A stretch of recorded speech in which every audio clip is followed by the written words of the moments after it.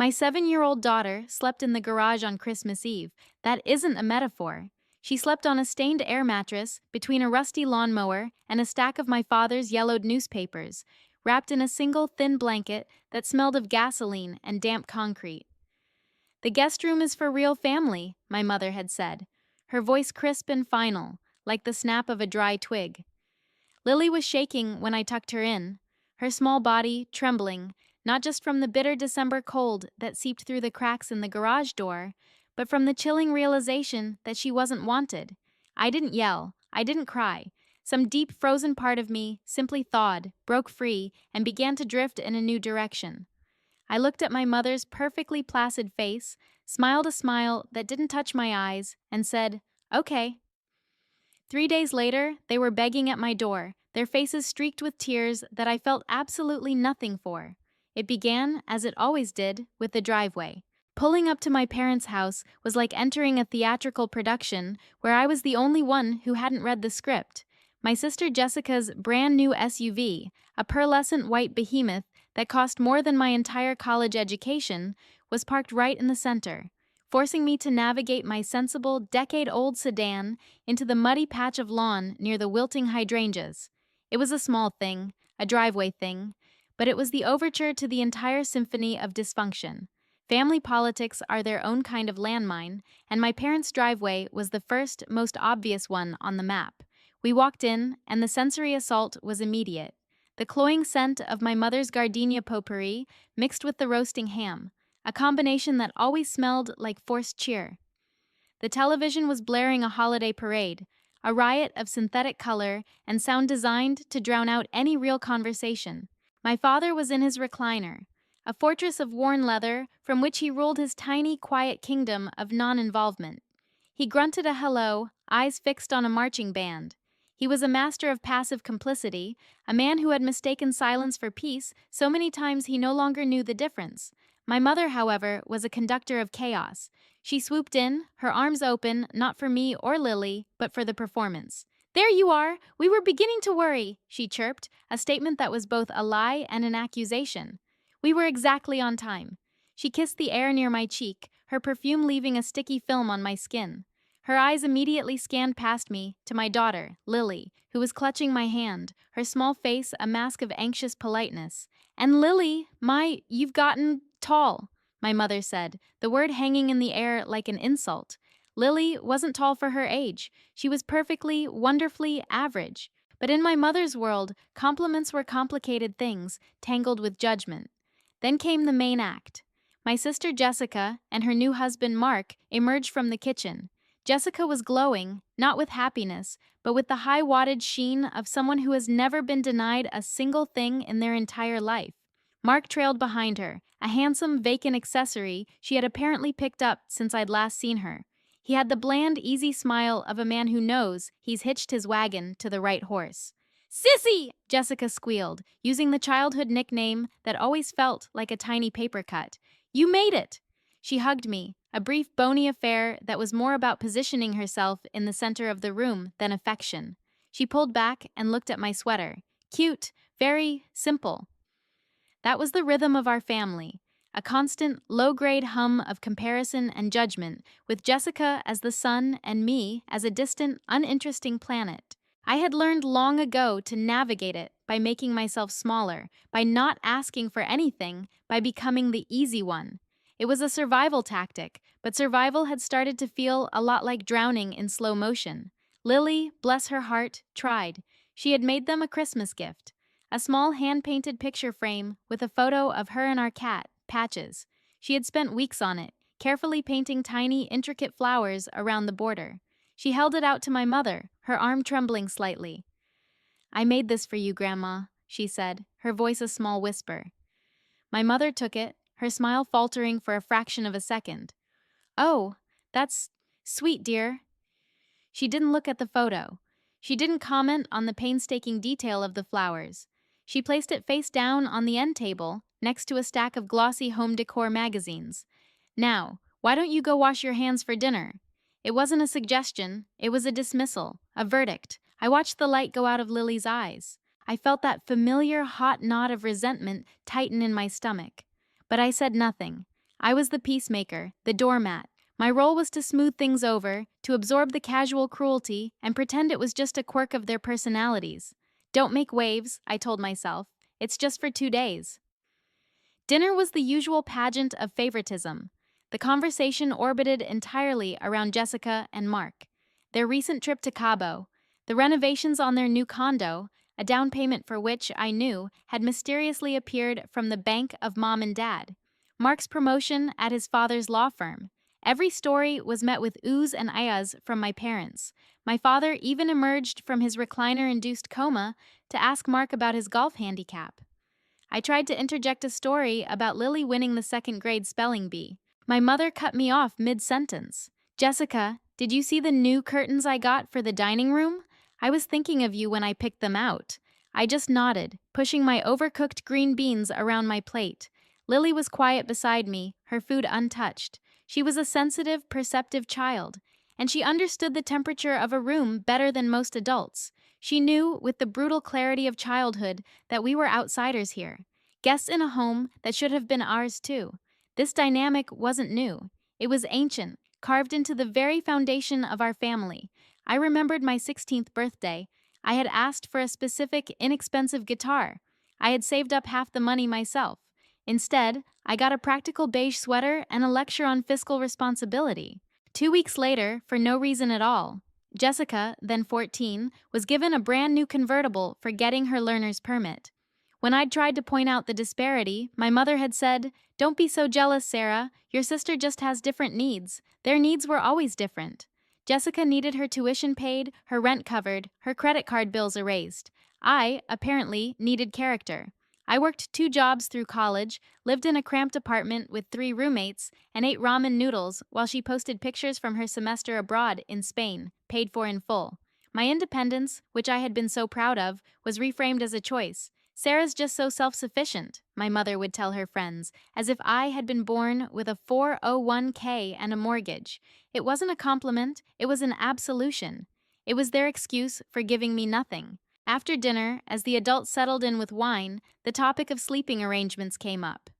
"Okay, time for bed, little one," I said to Lily, trying to sound cheerful. I started heading toward the stairs, toward the guest room at the end of the hall. It had twin beds, and for years that was our room when we visited. "Oh, not that way," my mother said, her voice light but laced with steel. "Jessica and Mark are in the guest room." I stopped, my hand on the banister. I could feel my heart start to hammer in my chest. "Oh, okay. Where should we sleep?" Jessica chimed in, not even looking up from her phone. "You can take the pull-out sofa. It's not great, but it's fine." The pull-out sofa. A lumpy, ancient beast in the basement that smelled of mildew and was home to at least one family of spiders. My back ached just thinking about it. But still, I was prepared to agree. To not make waves. "Okay, the sofa it is." "Actually," my mother interrupted, standing up and smoothing her sweater, "Mark's parents are stopping by early tomorrow morning for brunch before they head to the airport. We need the basement to look presentable. We can't have a bed set up in the middle of everything." A cold dread, sharp and familiar, began to creep up my spine. I looked around the perfectly decorated living room, the formal dining room, the spacious entryway. There was nowhere else. "Then where?" My mother looked at me, her expression a perfect blank. It was the look she used when she was about to deliver a killing blow and pretend it was a favor.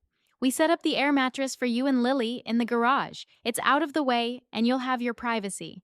The room went silent. Even the blaring television seemed to hold its breath. The garage. The cold concrete box, filled with tools and chemicals and forgotten things. My father shifted in his recliner, the leather groaning in protest, but said nothing. Jessica scrolled through her phone, utterly unconcerned. Mark studied the bottom of his wine glass as if it held the secrets to the universe.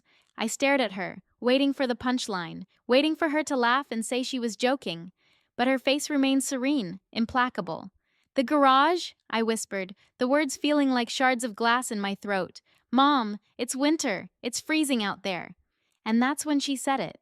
The line that would echo in my mind for years, the sentence that finally severed the last, frayed thread of hope I had for our relationship. She gave a little shrug. "Well, the guest room is for real family." Real family. The words landed with the force of a physical blow. Jessica and her husband of 6 months were real family. Me, her daughter, and Lily, her only grandchild, were not. We were something other. Something to be stored in the garage, like old furniture or holiday decorations you didn't have room for in the main house. Something inside me snapped. It wasn't loud, it was a quiet, clean break. The part of me that had spent 34 years begging for scraps of their approval, that had contorted itself into knots to be palatable, to be easy, to be loved, it just died. It was over. The waiting was over. The hoping was over. I looked at Lily, who was watching this exchange with wide, terrified eyes. She understood. She knew she had just been declared worthless, and in that moment, the peacemaker in me was executed, and the protector took her place. You don't need armor when you have a child to defend, you just need a spine, and mine, after years of being bent, finally straightened into a rod of cold, unyielding steel. I turned back to my mother. The hurt, the anger, the pleading, it was all gone from my face, replaced by a calm that I could feel unnerving her. I gave her that small, empty smile. Okay, I said. The word hung in the air, simple and terrifying. It wasn't submission, it was acceptance of the truth. It was the sound of a door closing for good. I took Lily's hand. Her fingers were ice cold. Come on, sweetie, let's go get ready for bed. I led her past them, my back straight, my head held high. I could feel their confused stares on my back. They had expected a fight, tears, a scene. They didn't know how to react to quiet compliance. They didn't understand that I wasn't surrendering. I was gathering my weapons. The garage was exactly as awful as I had imagined. The air was frigid, thick with the smell of motor oil and fertilizer. A single bare bulb cast long dancing shadows that made the familiar shapes of rakes and shovels look menacing. The air mattress was pitiful, half inflated and pushed into a corner. The blanket they'd left was a threadbare old moving blanket, stiff and scratchy. I didn't let Lily see my rage. I put on a brave face, turning it into a game. Look, sweetie, we get to have a camp out. Isn't this an adventure? She tried to be brave too. A camp out, she repeated, her voice trembling. In the garage.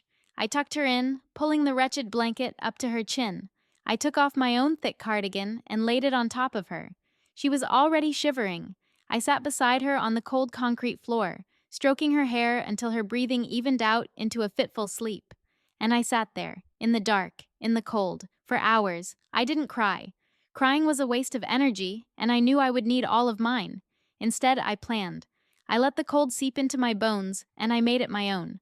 This was a war, and they had just handed me the moral high ground on a silver platter. My mother thought she was putting me in my place. She had no idea she was putting me in a position of absolute power. Truth, I realized, was a weapon, and I was about to go nuclear. Before I settled onto my own sliver of the air mattress, I took out my phone. The screen's glow was harsh in the darkness. I took a picture. A clear, damning photo of my daughter, my beautiful 7-year-old girl, huddled under a thin blanket on a sad mattress, with a can of weed killer and a snow shovel visible in the background. I zoomed in on her pale, sleeping face. Evidence, the first piece. Christmas morning was a surreal performance. I woke Lily early, our breath misting in the frigid air. Her lips had a bluish tinge. I hustled her inside, straight into a hot shower, ignoring my mother's pointed comments about running up the water bill. I dressed Lily in her prettiest Christmas dress, a red velvet one I'd saved for, and forced a smile onto my face. We went through the motions. Opening presents was a masterclass in passive aggression. Jessica and Mark received a litany of expensive gifts. A designer watch for him, a weekend spa getaway for her. My father got a new set of golf clubs. My mother got a cashmere wrap that she'd been hinting at for months. My gift was a gift card to a discount department store. I know how you like to find a bargain, my mother said with a tight smile. Lily's gifts were even more telling. She received a set of generic art supplies, the kind you buy in a dusty bin, and a book on manners. From Jessica, she got nothing. Oh shoot, I completely forgot to pick something up for her, my sister said with a theatrical pout, as if forgetting a child's existence was a charmingly quirky flaw. I kept my smile fixed in place. I was a collector now, a quiet archivist of their cruelty. Each slight, each dismissive comment was another piece of evidence. I used my phone again, this time to record. I propped it up on the mantel, hidden behind a fat ceramic Santa, and started an audio recording. Later, as I was packing our things to leave, my mother cornered me in the hallway. "You're very quiet today," she said, her tone accusatory. "Are you sulking?" "Just tired," I said, my voice even. "It was cold in the garage." She scoffed, a short, ugly sound. "Oh, don't be so dramatic. It's a garage, not the Arctic. Children are resilient. You're making a big deal out of nothing." "You put my child, your grandchild, in a garage on Christmas Eve," I stated, not as a question, but as a fact. "And you're ruining Christmas by having a bad attitude about it," she shot back. "We did the best we could. Jessica and Mark are newlyweds. They deserve the comfortable room. You should be happy for your sister." I just looked at her. I let the silence stretch, let her words hang in the air between us, ugly and indefensible. Her defensiveness was another brick in the wall I was building. "We're leaving now," I said. "Thank you for everything." The sarcasm was so subtle, she missed it entirely. "Good. Drive safe," she said, already turning away, her duty done. As soon as we were in the car, clear of the driveway, I pulled over. Lily was quiet in the back seat. "Are you okay, honey?" I asked, turning to look at her. She just nodded, her eyes big and sad. "Mommy," she asked in a tiny voice, "why doesn't Grandma love me?" The question shattered what was left of my composure. I didn't cry in front of her. I held it in, my throat tightening until it felt like I was swallowing fire. "Oh, baby," I said, my voice thick. "She does. She's just confused. But I love you. I love you more than anything in the whole world, and I promise you, no one will ever, ever make you feel that way again." It wasn't just a promise to her, it was a vow to myself. This ends. Now. The next day, the day after Christmas, I didn't rest.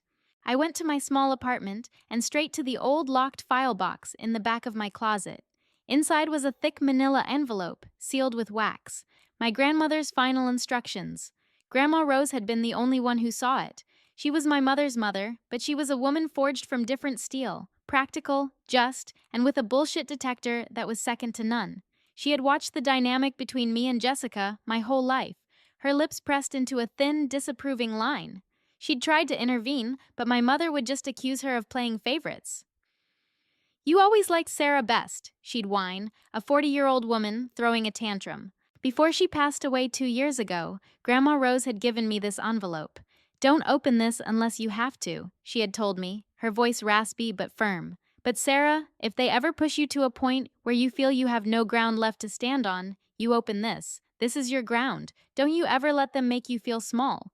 My hands were shaking as I broke the seal. Inside were legal documents, a lot of them. I wasn't a lawyer, but I could read. It was the deed to my parents' house and a complex set of trust documents. I sat on my floor for 3 hours, reading every word, my heart pounding a frantic rhythm against my ribs. And there it was, the weapon. Grandma Rose hadn't left the house to my parents, not outright. She had placed it in an irrevocable trust. My parents were granted lifetime tenancy, the right to live in the house, rent-free, for the rest of their lives. But there were conditions. My stomach dropped as I read the clause, highlighted in faint yellow marker. Clause 4B, the familial duty of care.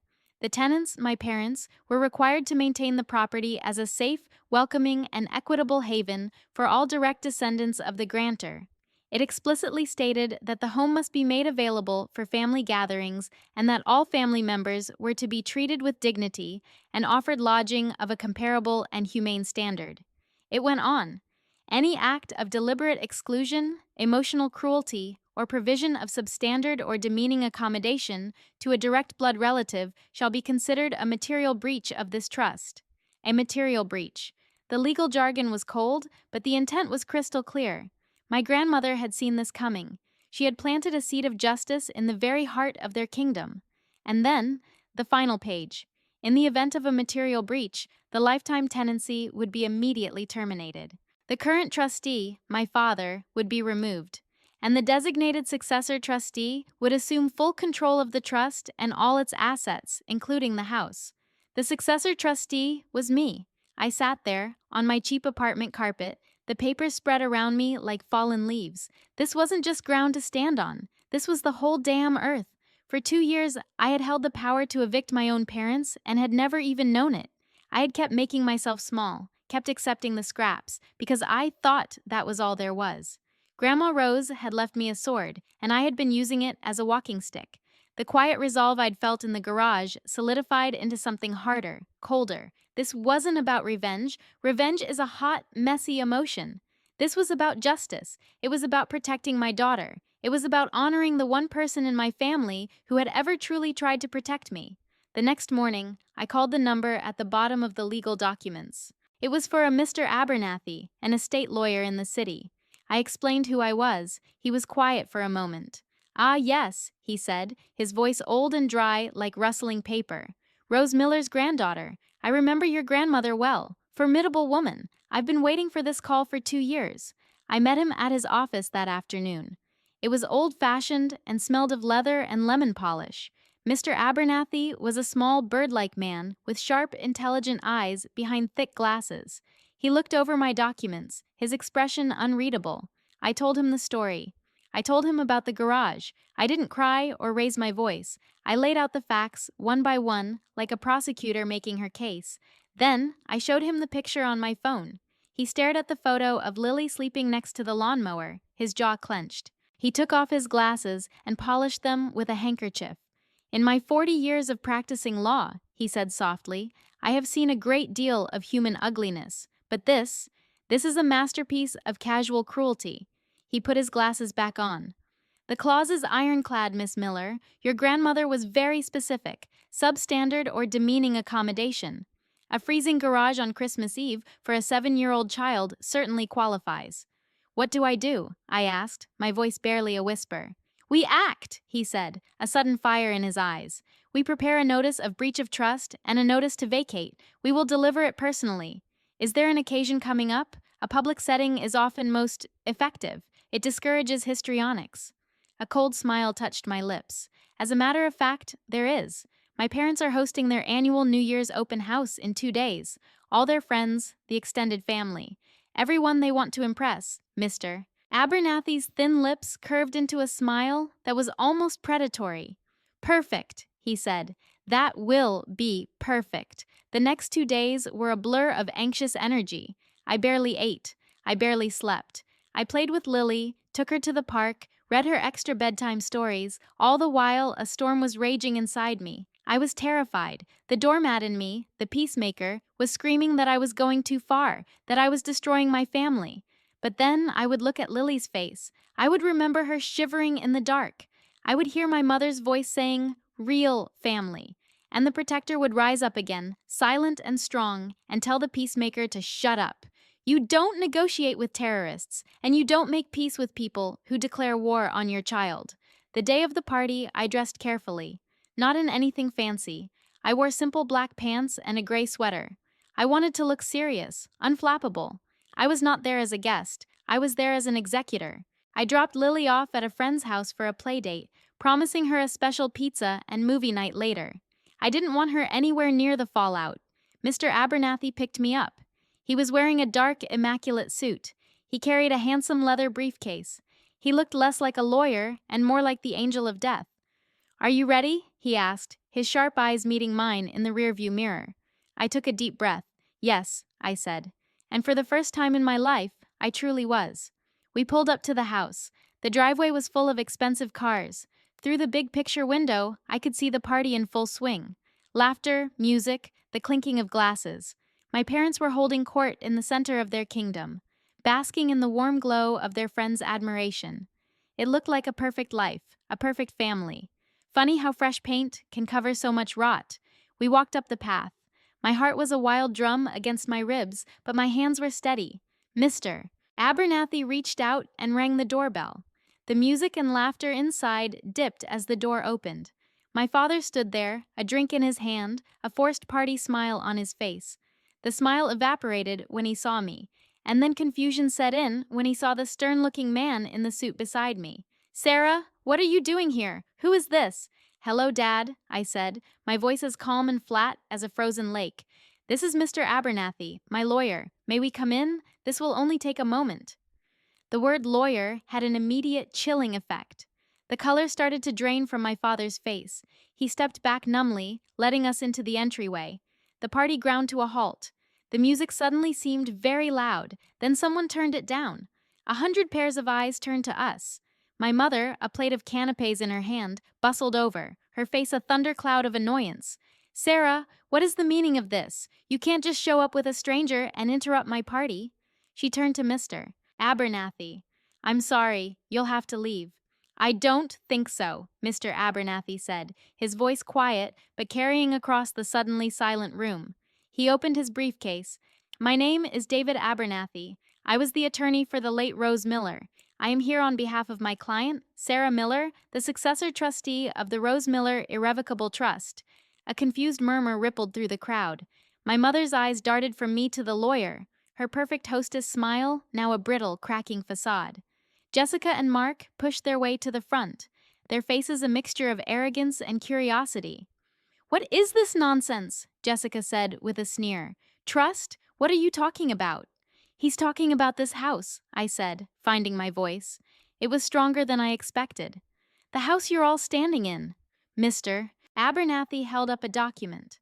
According to the terms of the trust, he announced, his voice ringing with authority, the tenants, your parents, were granted lifetime tenancy on the condition that they fulfill a familial duty of care. This duty requires them to treat all direct descendants with dignity and provide lodging of a humane standard. He paused, letting the words sink in. He looked directly at my mother.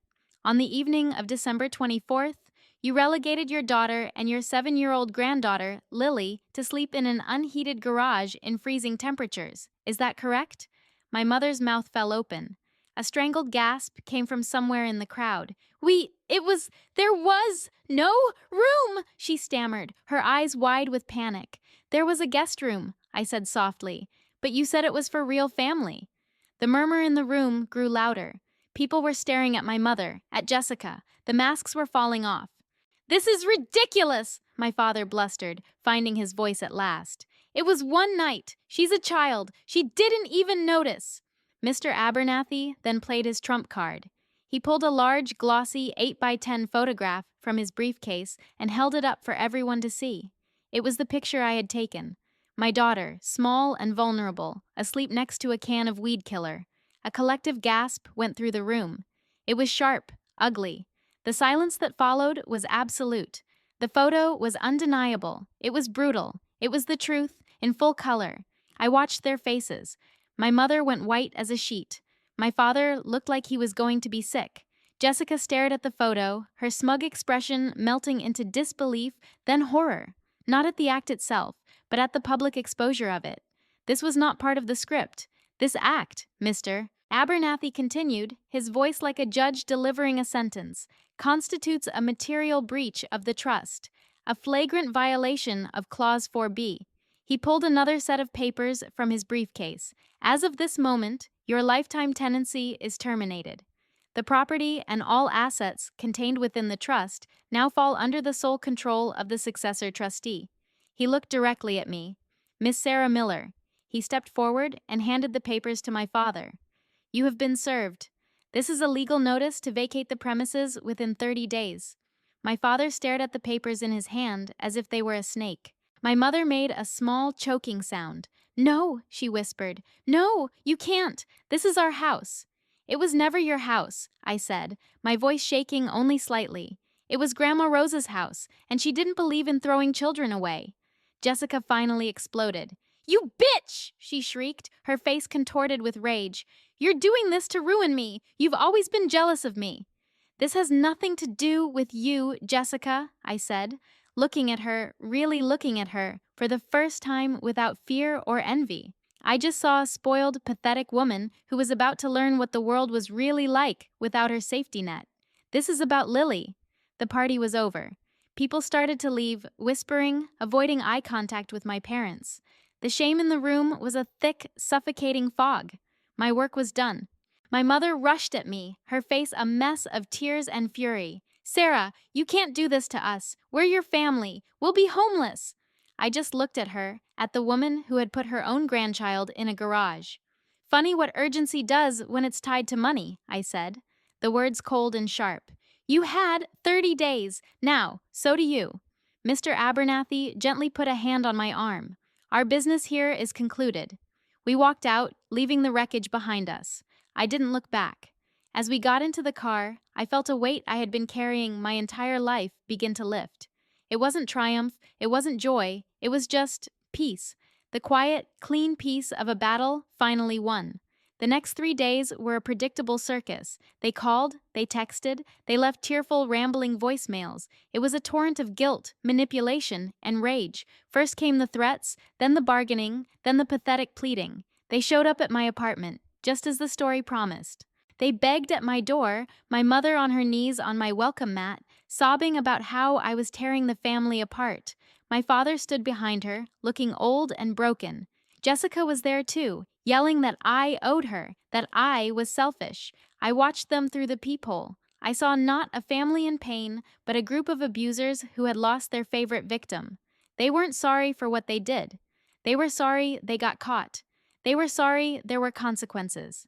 I didn't answer the door. The 30 days passed. With the help of Mr. Abernathy, I arranged for movers to pack their things and put them in storage. I had a cashier's check delivered to them for first and last month's rent on a small 2-bedroom apartment across town. It was more than they had ever given me. I heard through the grapevine that they moved in, and that Jessica and Mark, whose condo it turned out was heavily subsidized by my parents, were in deep financial trouble. Their perfect life was a house of cards, and I had just pulled out the bottom one. The day they were gone, I walked into the house, my grandmother's house. It was silent. It felt empty, but not in a sad way. It felt like a blank canvas. The first thing I did was hire a cleaning crew. They scrubbed the place from top to bottom, washing away the years of toxic energy, the ghost of my mother's potpourri. Then I started to rebuild. I hired painters. We painted over the sterile beige walls with warm, inviting colors. I sold my mother's fussy, formal furniture and bought comfortable things that you were actually allowed to sit on. The first room we decorated was Lily's. We painted it a beautiful sky blue, with fluffy white clouds on the ceiling. We bought her a proper bed, a big cozy one with a soft duvet and a mountain of pillows. Watching Lily in her new room, in our new home, was like watching a flower turn toward the sun. The anxious, quiet child began to blossom. She started laughing more, a full-throated, joyous sound. She made new friends at her new school. She felt safe. She felt seen. She knew, without a shadow of a doubt, that she was real family. Life became quiet, normal, boring, in the best possible way. There were no more landmines, no more passive-aggressive dinners, no more feeling small. There was just us. Pizza and movie nights, homework at the kitchen table. The simple, beautiful peace of a home built on love instead of obligation. I had lost a family, but Lily and I had finally found a home. And I learned that some things are worth fighting for, and that the quietest okay can be the most powerful war cry of all. So, what do you think? Did I go too far or not far enough? Let me know in the comments, and don't forget to subscribe for more.